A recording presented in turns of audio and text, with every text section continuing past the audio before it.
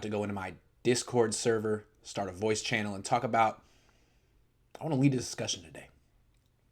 I want to talk about the 49ers who have the most to prove in 2021. A lot of players with a lot to prove, but I think it'd be fun to kind of handicap them, rank them, and really discuss what each player has to prove. And not just players, members of the organization. So let's dive right in to the voice channel.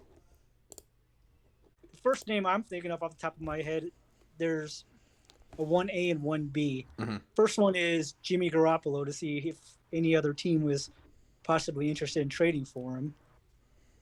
Well, yeah, I mean, what Jimmy Garoppolo has to prove this year is if he wants to compete for a quarterback job, if he wants to be an NFL quarterback, how much does he want it? Because it seems like the replacement, Trey Lance, clearly wants it, is doing all the extracurricular stuff. The only question is he ready? Jimmy Garoppolo's had a lot of injuries. Unclear what he's doing this offseason. Kind of seems like he's doing the bare minimum, if anything.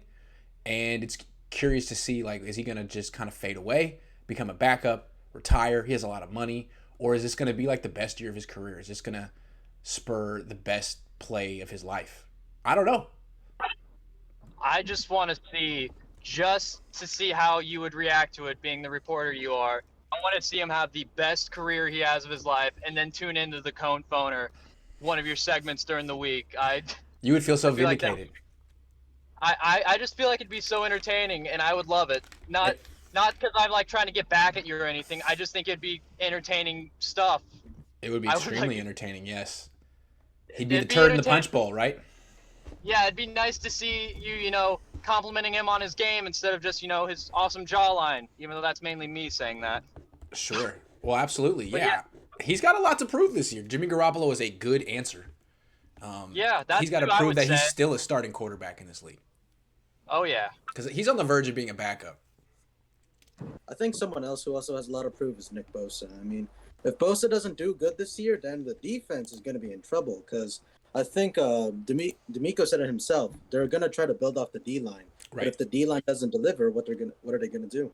I agree. Nick Bosa is way at the top of my list because it seems like with the loss of Robert Saleh and the replacement being a guy who's never called plays, never game planned before, he may be terrific. But since he's new, there should be a little bit of a drop-off initially. And the person who's supposed to make up for that is Nick Bosa since he wasn't here last year. So if Nick Bosa's playing the way he did as a rookie, this could still be a top 5 defense even with a rookie coordinator. If he's not, then the Niners defense is in trouble. And you wonder what his future's outlook is. Was this ACL injury one injury too much for him? Is he not the same player? Those kind of questions come in. So a lot's at stake for him personally and for the Niners defense. I think he's Fred Warner is the most important player on the defense. Maybe the best player on the defense, but Bosa is the most important player in the defense, put it that way. I think for Jimmy, to me, if he actually does really well in training camp, I just want to hear the reaction from Kyle, just because Kyle is throwing him in front of the out-of-control speeding bus and then ran him over numerous times again. Kyle's really the most pessimistic of all of us on Jimmy Garoppolo, secretly. So, yeah, that would be interesting to hear Kyle Shanahan talk about it. But again, it's in everyone's interest for Jimmy Garoppolo to play well. If he's a good quarterback who can stay healthy, that's a good thing. If they can showcase him and trade him for a good pick, that's a good thing.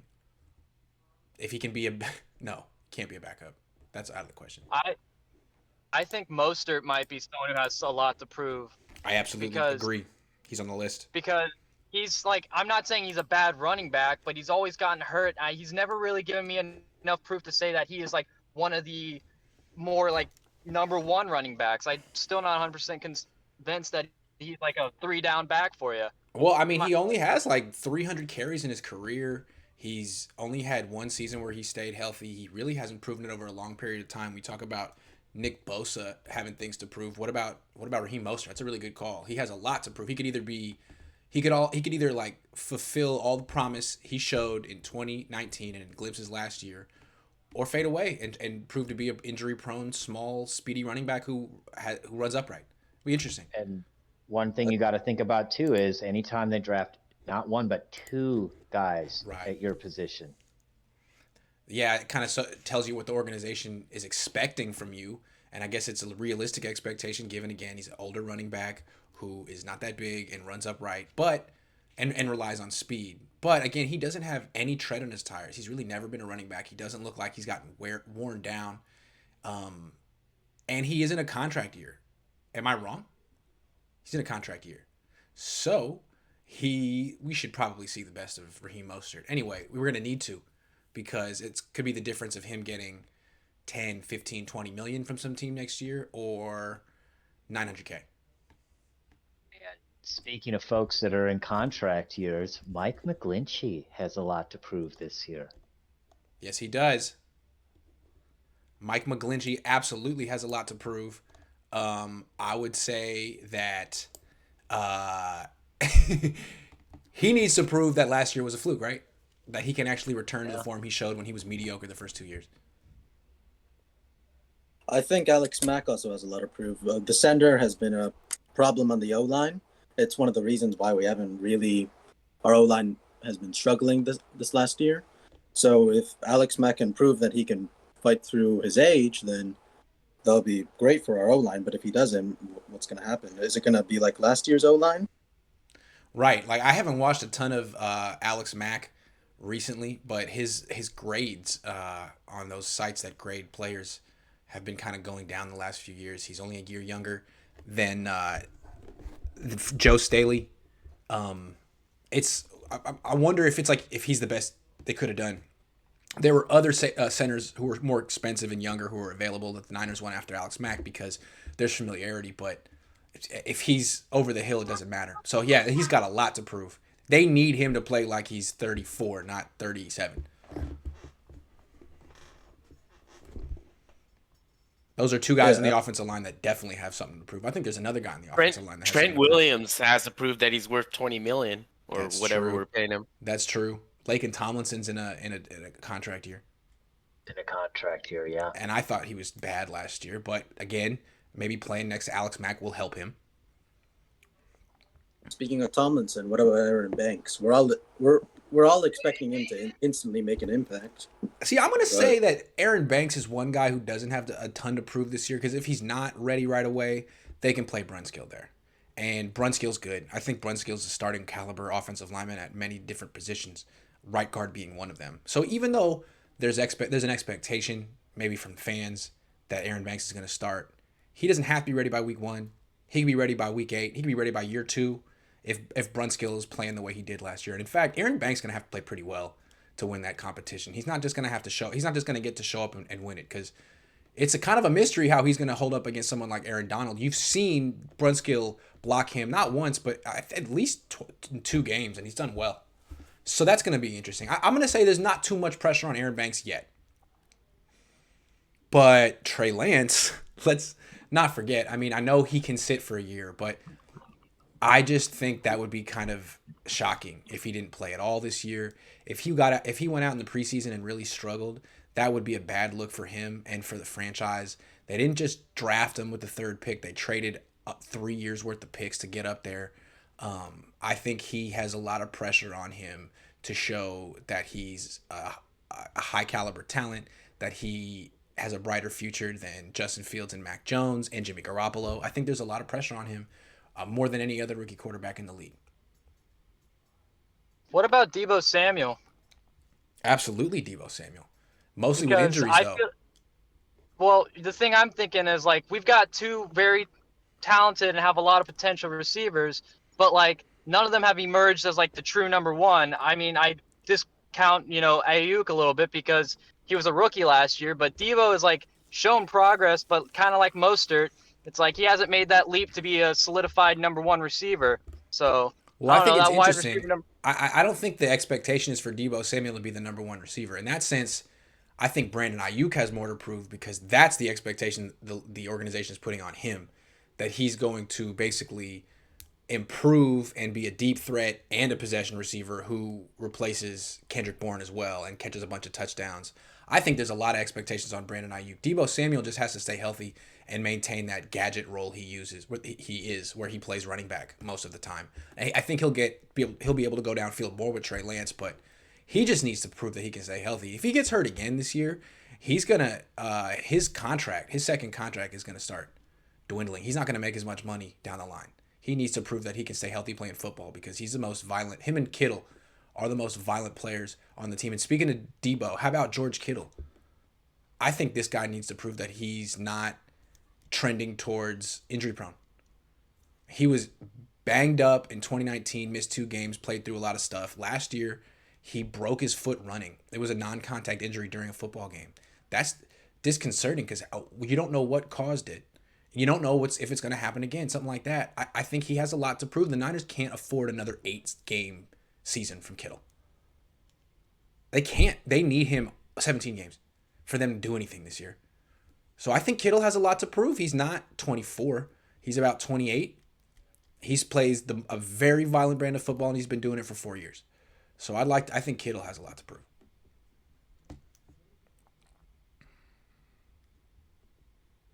How about Javon Kinlaw, first-round pick who put up 0 stats last year? That's another one I was going to bring up. Yeah, he did it. He got some love. He put up some good tape. He's a good run defender. He's a good athlete, but he put up no stats last year. You don't draft a guy number 13, 14 to be a run defender. You're in the same spot as Tristan Wirfs, who looks like he's going to be an all-decade tackle. He looks just an amazing athlete. Kinlaw had knee surgery this year. I'm curious, is he going to actually be a contributor against the pass as well? He has a lot to prove in that sense. If he's not, that's a problem from a first-round pick. But I'm not saying he won't be, but I think he has a ton to prove. He needs to show that he's improved as a pass rusher. And we're going to judge him in one-on-one drills in training camp early on. We'll see. I think someone else who also has a lot to prove is Eric Armstead. He had a terrible year last year. He only put up 3 sacks. Is he worth all that money we gave him? Or can he bounce back with like 9 sacks, 10 sacks this year? I agree. I mean, they gave him all this money because he had a big year rushing the quarterback. When he got signed, he said his goal was to be the number 1 run defending defensive end in the league. No, Eric. They signed you to the $80 million contract because you put up 10 sacks in a season. That's the hope. That's the that's what they're paying you to do. They're not paying you 20. It's going to be up in $20 million a year starting next year what he's earning with this team. So with Nick Bosa back, with Samson Ebukam here, he's going to be rushing from the interior again. He needs to be producing. I understand last year he was rushing from the edge. It's not his job. He's not good at it. And he not only could he not get to the quarterback or cause pressure, but he would give up containment, which we've talked about, and which would lead to huge plays. So just him getting back inside should be better, but is he actually worth the money they pay him? Yeah, I'm with you on that. I think Eric Armstead is just the product of, DeForest Buckner. If we're talking about the 2019 season, I just think the fact that DeForest Buckner was such a factor on the defense, he took away a lot of the linemen. And I think he was just in the right spot. So I never was the biggest fan of Armstead, as I stated on here before, but I really feel like he's probably, in my opinion, one of the most overrated players on the team, and that his success came from the fact that they were trying to block Eric Armstead and Bosa so many times. I agree. I think he got favorable matchups. And I think another person who might have something to prove is Emmanuel Mosley. Yeah. We brought him back for 2 years, and he's our young cornerback that's, fast. I don't know. Yeah, I have him written down. They chose him over Ahkello Witherspoon and Richard Sherman. Now, no one signed Richard Sherman. Over Ahkello Witherspoon. Ahkello got more money, though, and he went to Seattle, and Pete Carroll is the best DB coach in the league. So that's kind of, for example, DJ Reed was nothing on the Niners. I thought nothing of him. He goes to I didn't even think he was good in the slot on the Niners. He goes to the Seahawks and becomes a good starting corner to the point where he's, I think, better than Emmanuel Mosley.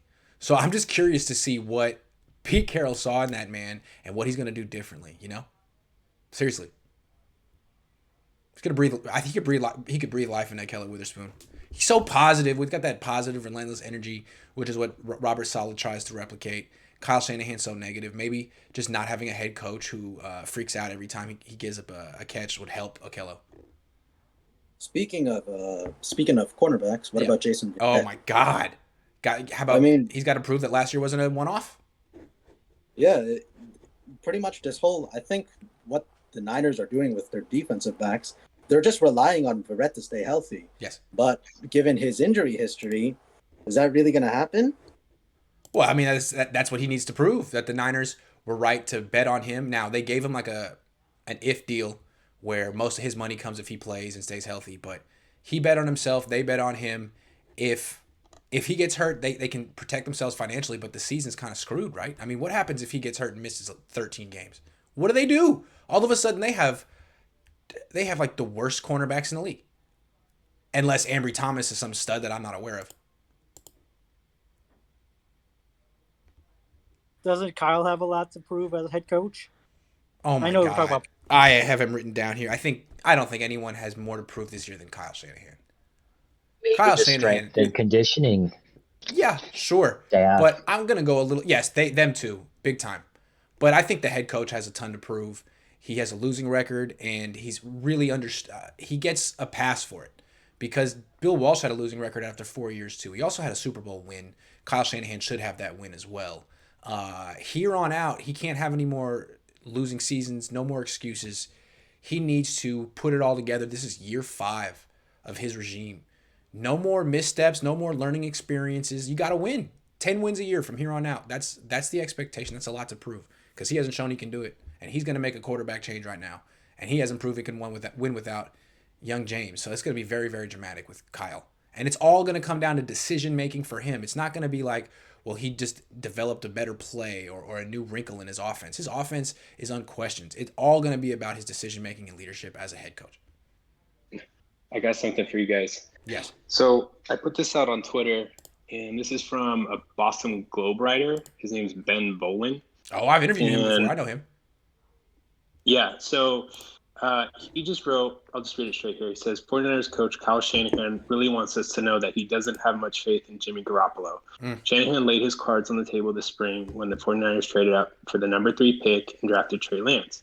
Then this past week on the Ringers Flying Coach podcast, Shanahan revealed that he was frustrated when the Rams were able to outmaneuver the 49ers to land Matthew Stafford in February. It's a good detail, but what purpose does sharing the story serve other than further embarrassing Garoppolo? The Niners decided to stick with Garoppolo as their starter for this year, but Shanahan isn't exactly providing him with much support or confidence. And I just thought it was interesting because it's like an outsider's perspective on the whole situation. And I think we were kind of caught and kind of stuff. I mean, I didn't hear all the stuff that was out there, but the majority of what I saw, like people were just talking about, oh, that's interesting. Like the 49ers were on Matthew Stafford, but I don't think we kind of looked at the angle like, damn, dude, you're going out of your way way again to embarrass Jimmy Garoppolo. What are you doing? This is not strategic at all. Like you should just be keeping this information to yourself, Kyle. It's not, you're not being smart about this. Yeah, there's no percentage in it for you. Like, how does this help the franchise, you revealing this? How did that help the franchise? Right. And it's like you say, Grant, like, dude, you're an offensive genius. We know that. We understand that. But there's these other qualities about you which are really sort of becoming your downfall. And if you just work on a few of these very basic things, you can be an elite head coach. But there is a gap here, and there are things that you need to work on. But Chris, we're saying we're telling a 41-year-old man or 42 who's probably worth $100 million, dude, you got to work on your personality. You got to work on your people skills. You got to work on your maturity, your organization. You got to work on your ability to see things for how they are. Like, good luck, dog. Everything he's experienced in life has reinforced him to be the way he is. Am I wrong? Like, he's just going to disagree with everything we have to say, every critique forever. You know, I mean, feel like he's got a little bit of rich kid. He's got a little bit of rich kid syndrome with that. I mean, he grew up Mike Shanahan's son. Mike Shanahan's probably told him that he's been the greatest since he was 2 years old. He's just not going to hear anything else. He's right. I think it's frustrating as a fan because you can see the potential there. You can see what he can be. Yeah. But again, there's these things that really hold him back. And we've seen it consistently since he's been here. And maybe if he gets fired by the Niners and goes to some other team and is a coordinator again under some real strong head coach, they could form a killer team and win Super Bowls. And it would be too bad that it wasn't on the Niners. But I don't know. I mean, I just don't see how Like, even with Robert Saleh, who's a hell of a leader, you can't lead from behind the head coach. It's got to be Kyle here. It's not going to be D'Amico. Yeah. I don't know. I got to back out, guys. But I just want to drop that on you. I appreciate it. Thanks for playing hooky. Dangerous having Twitch discussions in the middle of a workday. I got a lot of other guys. What about Samson Ebukam? That guy's got like 10 career sacks. They brought him in to replace D Ford. No pressure.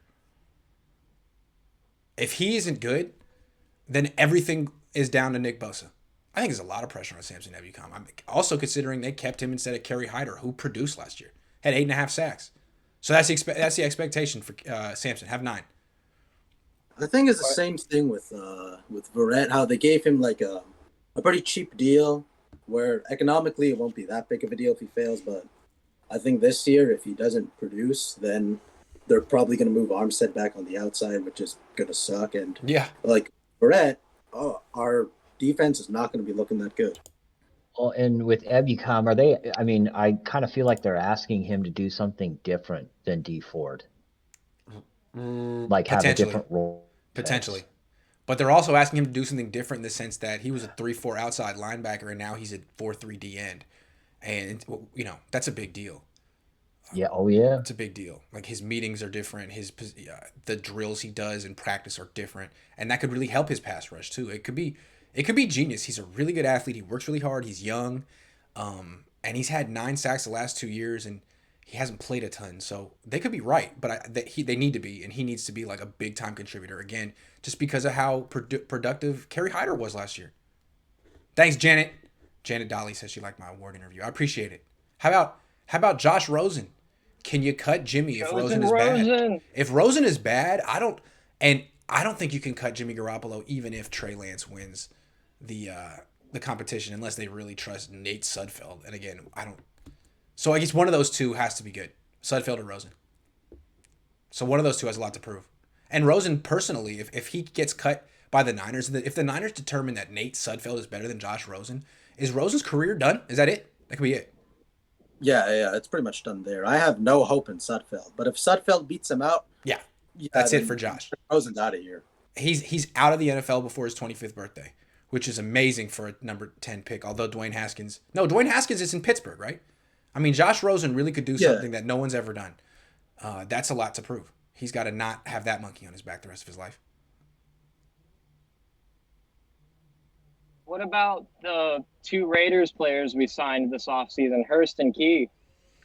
I mean, personally, they have something to prove because they're on the verge of being, the guys who are in the league for 2.5 years and out. Those guys, or whatever their time period is. But, I mean, I don't think the Niners are counting on them. No, I honestly think there might be more to prove for Hurst. I know I've been high on him in the past. But, outside of Kinlaw, we don't really have a, solid defensive tackle. And we don't even know if Kinlaw is a solid defensive tackle. So I think Hurst has a lot to prove in being either a very solid backup or potentially being our solid defensive tackle we kind of missed last year.